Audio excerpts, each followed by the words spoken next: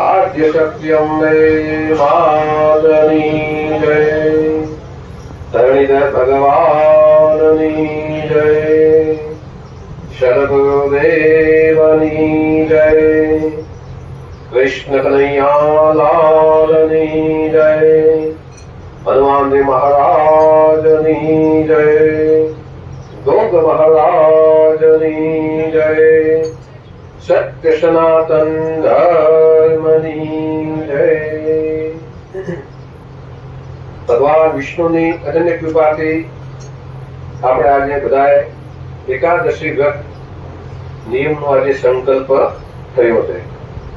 આપણા બધાના જીવનમાં એક વખત તો એકાદશી વ્રત અવશ્ય અભય એકાદશી, આમ તો દરેક એકાદશી કરવી જોઈએ, પણ જીવનમાં એક વખત અભય એકાદશી। અભય એકાદશીમાં એવું હોય કે દશમના દિવસે પણ આપણે એક ટાઈમ જમવું પડે। ઘણી વખત એવું થાય કે દશમના દિવસે 11ની ઘડીઓ આવી જતી હોય, તો એ દશમના દિવસની ઘડીઓમાં આપણે એક ટાઈમ કરવો જોઈએ। અને બારસ હોય દ્વાદશી, એટલે બારસના દિવસે પણ 12ની ઘડીઓમાં એક ટાઈમ કરવો પડે, એટલે વ્રત એમાં છોડવું પડે। જો 12ના દિવસે વ્રત ન છૂટે તો 13 થી પ્રદોષ કહેવાય, તો 24ના દિવસે પાછું વ્રત છૂટે। તો દરેકના જીવનમાં અભય એકાદશી એક વખત અવશ્ય કરવી જોઈએ। અને વિષ્ણુ ભગવાનની અનન્ય કૃપાથી આપણે આજે બધાએ એકાદશીનું વ્રતનો સંકલ્પ થયો। હવે એકાદશીના આ વ્રતનો પરિચય અને એના શું નિયમો છે એ પહેલા આપણે બધા જાણીએ, અને પછી એકાદશીનું મહાત્મ્યનું આપણે શ્રવણ કરશું, અને એના પછી થોડી સમય રામચરિતમાનસ એટલે રામાયણનો પણ આપણે પાઠ કરશું। તો આ ભગવાન વિષ્ણુની એકાદશીનું વ્રત છે। આ વ્રતનું ઉપવાસનું વિધાન આત્મા અને મનની શુદ્ધિ માટે છે। આપણા આત્માની અને મનની શુદ્ધિ થાય એના માટે એકાદશીનું વ્રત કરવાનું હોય છે। મનુષ્યની જ્ઞાન શક્તિમાં અને બુદ્ધિ શક્તિમાં પણ એકાદશીના વ્રતથી વધારો થાય છે। જ્ઞાન શક્તિ જે હોય આપણી અને બુદ્ધિ શક્તિ હોય એમાં આપણે વૃદ્ધિ થાય છે। તેમજ સદવિચારોની પ્રેરણા પ્રાપ્ત થાય છે। સારા વિચારો એકાદશીનું વ્રત કરવાથી આપણને પ્રાપ્ત થાય છે। આ એકાદશીના વ્રત અને ઉપવાસમાં નિષેધ આહારનો ત્યાગ અને સાત્વિક આહારનું ભોજનનું વિધાન છે। જે આપણને બધાને ખબર હોય લગભગ કે આ વસ્તુ ખવાય કે ન ખવાય, તો એ વસ્તુનો ત્યાગ અને સાત્વિક જે વસ્તુ હોય એનું આપણે વિધાન છે। એટલા માટે વ્રત અને ઉપવાસ આરોગ્ય અને દીર્ઘ જીવનની પ્રાપ્તિના ઉત્તમ સાધન છે। જે મનુષ્ય નિયમિત વ્રત અને ઉપવાસ કરે છે એમને આરોગ્ય સુખકારી દીર્ઘ જીવનની પ્રાપ્તિ સાથે સુખ સમૃદ્ધિની પ્રાપ્તિ થાય છે। નિયમિત ઉપવાસ થાય તો શરીરમાં પણ આપણને એની આરોગ્યની પ્રાપ્તિ થાય છે। અમે આજે 11 છે ને નિર્જલા એકાદશી છે, એટલે પાણી વગરની એકાદશી છે। પાણી વગરની એકાદશીનું શાસ્ત્રમાં તો ઘણો બધો નિયમો છે અને ઘણા બધા એના ફાયદાઓ છે, પણ એક વૈજ્ઞાનિક ફાયદો પણ છે કે નિર્જલા એકાદશી તમે આ પાણી વગરની એકાદશી કરી હોય અને કદાચ આપણે કોઈ એવા સમયમાં એવા જંગલમાં કે એવા રણમાં કોઈ ગયા હોય અને આપણને ઘણો સમય પાણી ન મળે ને, તો આપણને એક આત્મવિશ્વાસ વધે આપણો કે ભાઈ નિર્જલા એકાદશી હતી ને એ દાડે આખો દિવસ પાણી પીધું નતું, તો આજે આપણને કશું ખાવાનું નથી। આપણે એ વખતે આત્મવિશ્વાસની પ્રાપ્તિ થાય છે। તો એટલા માટે એકાદશીનું વ્રત કરવાથી સુખ સમૃદ્ધિ પ્રાપ્ત થાય છે, તેમજ ઈશ્વરના ચરણોમાં અદિત્યનું સ્થાન મળે છે। નારદ પુરાણમાં વ્રતનું મહાત્મ્ય જણાવતા કહ્યું છે કે ગંગા જેવું કોઈ તીર્થ નથી। ગંગા જેવું ગંગાના જેવું કોઈ તીર્થ છે નહીં। હરિદ્વારમાં જાઓ તો ત્યાં માં ગંગાનું સાનિધ્ય અને સુખ શાંતિની પ્રાપ્તિ થાય છે। તો ગંગા જેવું કોઈ તીર્થ નથી અને માં જેવો બીજો કોઈ ગુરુ નથી। ભગવાન વિષ્ણુ જેવા કોઈ દેવ નથી।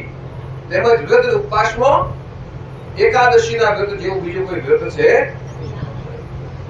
એને સર્વશ્રેષ્ઠ મહિના માનવામાં આવ્યો છે।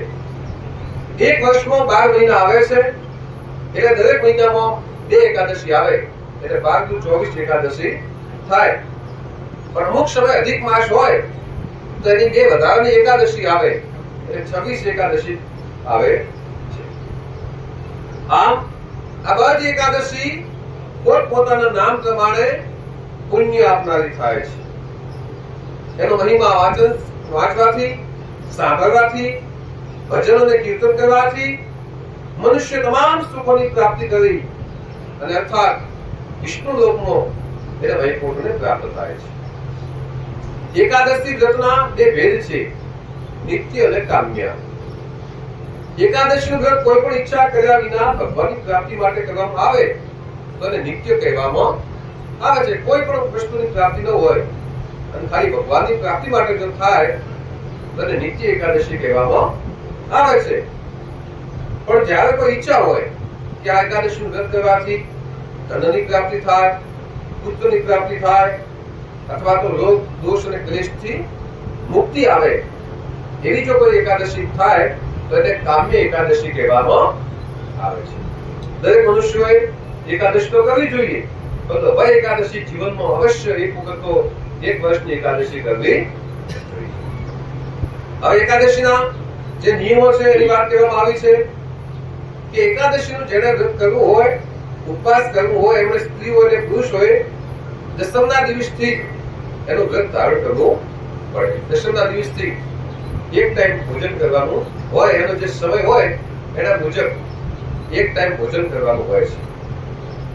શરાબ, માંસ, મચ્છી અને ડુંગળી, લસણ અને મશરૂમની દાળ એનું સેવન કરવું જોઈએ નહીં. જ્યાં સુધી એકાદશીનું વ્રત હોય ત્યાં સુધી ડુંગળી, લસણ અને મશરૂમની દાળ એવા તામસ ભોજનનું સેવન કોઈએ કરવાનું છે.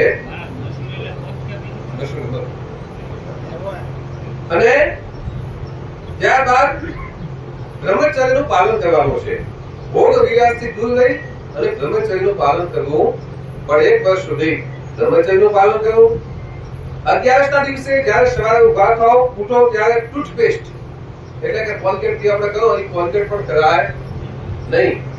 એ દિવસે ઝાડ ઉપર તોડેલું દાંતણ પણ કરવું જોઈએ નહીં. ઝાડમાંથી જે દાંતણ તોડો એ પણ કરવું જોઈએ નહીં. એના બદલે લીંબુ, જાંબુ અથવા કેરીના પત્તા ચાવી અને મુખ શુદ્ધિ કરી શકાય છે. લીમડાનું તોડેલું દાંતણ નહીં અને કોઈ બીજી જાતની કેમિકલ વાળી કોલગેટ નહીં. એના માટે આપણે લીંબુ કે જાંબુ અથવા તો કેરીનો જે પત્તો હોય એ પત્તો તમે ચાવો તો એનાથી આપણે મોઢું મુખને સાફ કરી શકાય છે. અને યથાશક્તિ ભગવાનનું ભજન કરવું જોઈએ. 11ના દિવસે એકાદશી હોય એના દિવસે ઝાડ ઉપરથી પાંદડા તોડવાની મનાઈ કરવામાં આવી છે. એકાદશીના દિવસે ગુજરાત ઝાડ ઉપરથી કોઈ પાંદડું તોડવું નહીં. એટલા માટે કોઈ આપમેળે એના દ્વારા જો કોઈ એના દિવસે એના વગર કોઈ એના બધે જે પાંદડા પડ્યા હોય તો એનો તમે ઉપયોગ કરી શકો છો. લીંબુના અને જાંબુના જે પાંદડા કીધા એના મેરે જે પાંદડા પડ્યા હોય એ ઉપયોગ કરીને એનાથી મોટું સાફ કરી શકાય છે. અને કદાચ પાંદડા ન હોય તો 12 વખત ચોખ્ખા પોળના કોગળા કરીને પણ મોટું સાફ કરી શકાય છે. ત્યારબાદ સ્નાનાદિ નિવૃત્ત થઈ મંદિરમાં જઈ અને ગીતા પાઠ કરવો. શક્ય હોય તો ગીતાનો પાઠ પણ કરવો જોઈએ અથવા પુરોહિત બ્રાહ્મણોથી ગીતાનો પાઠ સાંભળવો જોઈએ. અને ભગવાન પાસે સંકલ્પ લેવો કે ભગવાન, હે વિષ્ણુ ભગવાન, હું આજે એકાદશીનું વ્રત કરું છું. એ નિમિત્તે આજથી જ્યાંથી એકાદશીનું વ્રત કરો, એકાદશીનો સંકલ્પ થાય ત્યાંથી કોઈ ઢોંગી માણસ હોય એની સાથે વાત કરવી જોઈએ નહીં. કોઈ દુરાચારી હોય જેનું આચરણ ખરાબ હોય એની સાથે વાતચીત કરવી જોઈએ નહીં. કોઈ ચોર હોય, આપણને ખબર હોય કે ચોર છે તો એની સાથે પણ વાતચીત કરવી જોઈએ. મિથ્યાભિમાન, જે ખોટો અભિમાન રાખીને કરતો હોય એની સાથે પણ લાંબી વાતચીત કે વ્યવહાર કરવો જોઈએ. કોઈનું દિલ દુભાય એવી વાત કોઈને કરવી નહીં. કોઈ વ્યક્તિને આપણા મેઇન 3 પાપ કહેવામાં આવે છે, કાયિક, વાચિક અને માનસિક. તો આમાં વાચિક પાપની વાત થઈ, વાણીથી કોઈને એવું શબ્દ કહો કે જે સામેલાને દિલ દુભાય એવી વાત આપણે 11મો ગ્રંથો કે સુધી કોઈને કરવી.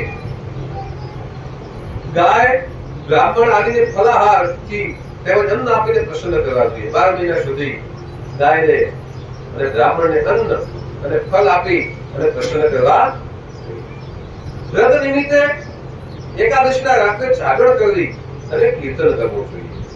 એકાદશી હોય એ દિવસે રાત્રે જાગરણ કરી અને વિષ્ણુ ભગવાનનું કીર્તન કરવું જોઈએ.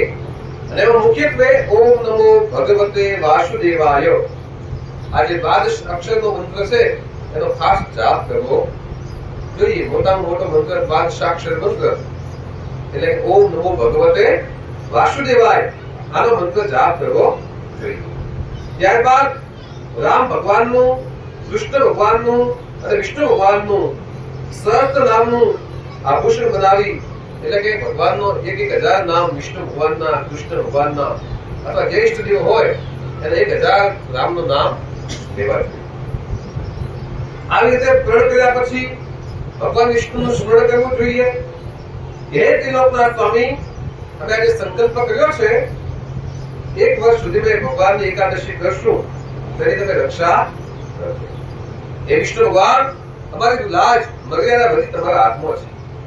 હે ભગવાન, અમને એવી શક્તિ આપજો કે સંકલ્પ અમે 12 મહિનાનો પૂરો કરી શકીએ. અજાણતા પણ જો કોઈ દુષ્ટ સાથે, કોઈ જુઠ્ઠા માણસ સાથે, કોઈ નિંદાખોર માણસ સાથે વાતચીત કરી હોય, એનો દોષ લાગ્યો હોય તો એના માટે ભગવાન સૂર્યના દર્શન કરવો અને સૂર્યનારાયણ ભગવાન દીવો કરવો, ધૂપ કરવું અને ભગવાન સૂર્યનારાયણ પાસે માફી માંગવી જોઈએ. એ દિવસે ઘરમાં કચરો વાળવો નહીં, કીડી મકોડા જેવા નાના નાના જંતુ મરી જાય એટલા માટે કચરો પણ વાળવો જોઈએ, એનું ધ્યાન રાખવું જોઈએ. એકાદશી હોય એ દિવસે વાળ કાપવા નહીં, વધારે પડતું બોલવું નહીં અને બની શકે થઈ શકે તો મૌન રહેવું. અને મનમાં ને મનમાં ઓમ નમો ભગવતે વાસુદેવાય, ઓમ નમો ભગવતે વાસુદેવાય આનો જાપ જપવો જોઈએ. 11ના દિવસે યથાશક્તિ દાન પુણ્ય કરવું, પરંતુ કોઈ આપેલું અન્ન લેવું નહીં, જૂઠું બોલવું નહીં, છળ કપટ કરવું નહીં, જુગાર, ઊંઘ, કોઈની નિંદા કરવી નહીં. 1 વર્ષ સુધી કોઈએ ભાઈઓ કે બહેનો કોઈની પણ નિંદા કરવાની નહીં કે પેલા માણસ આવા ને પેલા ભાઈ આવા જેવું કોઈનું કોઈ કહેવું. 1 વર્ષ સુધી આવા નિયમનું પાલન કરવું. ચુગલી, ચોરી, હિંસા, મૈથુન, ક્રોધ એવા બધા કુકર્મો છે એનાથી દૂર રહેવાનું કાર્ય છે. દસમની સાથે આવતી 11ને વૃદ્ધ એકાદશી કહેવામાં આવે છે. દસમના દિવસે જે એકાદશી આવે એને વૃદ્ધ એકાદશી, હળી એકાદશી કહેવામાં આવે છે. એટલે જે શિવ ઉપાસક હોય એ તો એને ગણી લે છે, પણ વૈષ્ણવો તો 22 સાથે આવતી એકાદશીને શ્રેષ્ઠ માનવામાં આવે છે. એટલે કે દસમના દિવસે જે આપણે તિથિ હોય એ સમય આપણે આપવામાં આવશે, એ પ્રમાણે ભોજન કરવાનું થાય અને 22ના દિવસે પણ એવી રીતે ભોજન કરવાનું થાય. અને ત્રયોદશી એટલે કે 13 આવતો પહેલો વ્રતનો પારણો કરી લેવો જોઈએ. જે ફલાહાર કરતો હોય એને ગાજર, કોબી, કાંદલો, પાલક અને મૂળાનો શાકનું સેવન કરવું જોઈએ. આટલી જે વસ્તુ બતાવી એનું 1 વર્ષ સુધી સેવન કરવું જોઈએ નહીં. એના બદલામાં તમે કેરી, દ્રાક્ષ, કેળો, બદામ, પિસ્તા આવી સારી વસ્તુઓ ખાઈ શકે. આવી બધી વસ્તુનું સેવન કરવું તો થઈ શકે છે. આવા અમૃત ફળનું સેવન કરવું જોઈએ. એકાદશીના દિવસે અશુદ્ધ પાણીમાં બનેલા પીણા પીવા જોઈએ નહીં. જેવા કે આપણે કોલ્ડ ડ્રિંક્સ કહેવાય, જે Thums up, Fanta, Coca Cola કે આવા કોઈ 7 અપ કે સ્પ્રાઇટ કે આવું પીવું જોઈએ નહીં. અને એસિડ થી પાકેલો ફળો ઈ પણ ખાવો જોઈએ નહીં. અને 2 વખત કોઈ દિવસ ભોજન કરવું જોઈએ નહીં. 2 વખત દસમના 22નું પણ 2 ટાઈમ ભોજન કરવાનું નથી. અને તળેલી વસ્તુ પણ ખાવી ન જોઈએ. આઈસ્ક્રીમ જેવા અત્યાધિક પદાર્થો પણ ખાવા ન જોઈએ. બીજી વસ્તુ જે બહારની મળતી હોય એ વસ્તુ પણ ખાવી જોઈએ નહીં. ફળ કે દૂધ લેવા જો એ પણ ન મળે તો પાણી પણ લેવું. ફળ અને દૂધ તમે લઈ શકો. દૂધ અને ફ્રૂટ જે કહેવામાં આવે એ ફ્રૂટ અને દૂધ તમે જેટલું ખાવ તો થઈ શકો, પણ બીજું વિશેષ વસ્તુ લેવી જોઈએ નહીં. જે પણ ફલાહાર કરો ભગવાનને ધરવો અને તુલસી પત્ર મૂકીને પછી આરોગવો જોઈએ. જે પણ તમે ખાતા હો એમને ડાયરેક્ટ ખાઈ દેવું નહીં. એને એક વાસણમાં લઈ પાણીથી સાફ કરી તુલસીનું પત્ર મૂકવું અને ભગવાનને પેલું ભોગ લગાવો કે ભગવાન આ તમારો પ્રસાદ છે એમ ભગવાનને જમાડી અને પછી આપણે જમો તો એ પ્રસાદ બની જાય. એ પ્રસાદમાં કોઈ જાતનો કોઈ દોષ રહેતો નથી. પછી 12ના દિવસે બ્રાહ્મણોને વિશ્રામ દક્ષિણા આપી અને ખુશ કરવા. 12ના દિવસે વ્રત છોડો, તેમને વ્રત છોડવું નહીં. પહેલા બ્રાહ્મણને બોલાવીને જમાડવા અને પછી વ્રત છોડવું જોઈએ. એટલા વાર તો ઘણા બધાને દુષ્ટ માણસો પછી ક્યાં નંબર લાવો. તો એના માટે આપણે યથાશક્તિ શીખવું આપી દેવું પડે. જ્યારે અત્યારે ભેગું નહીં, જ્યારે અનુકૂળતા હોય ત્યારે 12ના દિવસે કે શીખવું આપી અને પછી પરિક્રમા કરવી જોઈએ. કોઈ જગ્યાએ સૂતક લાગ્યું હોય, કોઈ સંબંધી, કોઈ પરિવારની અંદર કોઈ જગ્યાએ કોઈ સૂતક હોય, જન્મનું અને મૃત્યુનું બે સૂતક લાગે, તો સૂતક હોય ત્યાં પાણી પીવું જોઈએ નહીં. પણ કોઈ વ્યક્તિનું મૃત્યુ થયું હોય ત્યાં તમે ગયા હો તો સંકલ્પ કરવો કે ભગવાન જે તમારો આત્મા જે તમારી પાસે આવ્યો છે એના નિમિત્તે હું એકાદશી કરીશ. કોઈ પણ વ્યક્તિનું ક્યાંય જગ્યાએ કોઈનું દેહાંત થયું હોય તો એની પાછળ એકાદશીનો સંકલ્પ કરવો. આ એકાદશી પૂરી થાય એના પછી કે એકાદશી કરવી જોઈએ. હે ભગવાન તમારા આત્માને શાંતિ અને મોક્ષ આપે, ભગવાન તમારા આત્માને શાંતિ અને મોક્ષ આપે એવું પ્રાર્થના કરવી. એ દિવસે એકાદશીના વ્રતનો સંકલ્પ કરી અને વિષ્ણુ ભગવાનની યથાશક્તિ પૂજા કરવી અને એકાદશીનો સંકલ્પ રાખી અને ભગવાન વિષ્ણુને પ્રસન્ન કરવા જોઈએ. ભગવાન પાસે પ્રાર્થના કરવાની કે ભગવાન આ પ્રાણી માત્ર ભગવાનનો અવતાર છે, જેટલા પણ પ્રાણી છે બધા ભગવાન છે એમ જાણી અને કોઈ સાથે છળ કપટ કરવું નહીં, કોઈની સાથે કપટ કરવું જોઈએ નહીં. પ્રેમા અને સત્ય વચન બોલવા જોઈએ, સત્ય વચન સાચું બોલવું જોઈએ.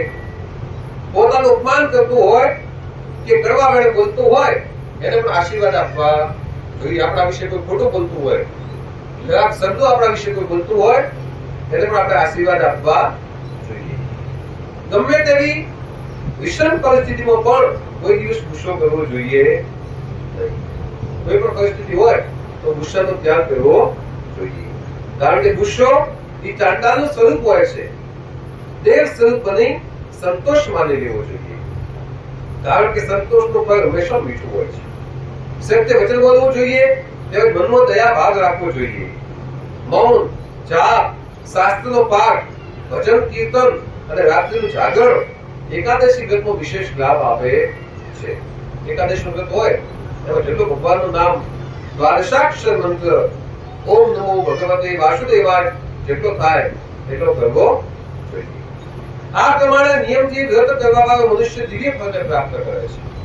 આની તમે એકાદશીનું મહાત્મ્ય અવશ્ય તમે ઘણા બધા નિયમો આવશે, ઘણા બધા ફળશ્રુતિ આવશે કે જે મનુષ્ય એકાદશીનું વ્રત કરે છે એને આટલા પુણ્યની પ્રાપ્તિ થાય છે. બધા નિયમો પાલન થાય તો એટલા પુણ્યની પ્રાપ્તિ થાય છે અને મનુષ્ય દિવ્ય ફળને પ્રાપ્ત કરે છે. દિવ્ય ફળની પ્રાપ્તિ થાય છે. એકાદશીના દિવસે સમયની અંદર તામસિક ફળનો ત્યાગ કરવો જોઈએ અને શક્ય હોય તો 22ના દિવસે જે વ્રત તમે છોડો, એકાદશી હોય અને પછી 22 દિવસે હોય ત્યારે તમે વ્રત છોડો તો બને ત્યાં સુધી વ્રત આપણે બીજા કોઈને ઘરે છોડવું જોઈએ નહીં. વ્રત આપણે ઘરે છોડવું જોઈએ અને વિષ્ણુ ભગવાનનો સંકલ્પ કરી વિષ્ણુ ભગવાન પાસે ક્ષમા પ્રાર્થના માંગવી જોઈએ કે ભગવાન ભૂલ ચૂક થતી હોય તો તમે ક્ષમા કરજો. આમ સતત 1 વર્ષ સુધી એકાદશીનું વ્રત કરવું જોઈએ. એના આવા પ્રકાર બધા નિયમો બતાવવામાં આવ્યા છે. શક્ય હોય તો કાશ્યપ પાત્રનો ભોજન પણ ત્યાગ કરી અને વિષ્ણુ ભગવાનની સ્મૃતિ, વિષ્ણુ ભગવાનનું સ્મરણ અને પૂજન કરવું જોઈએ.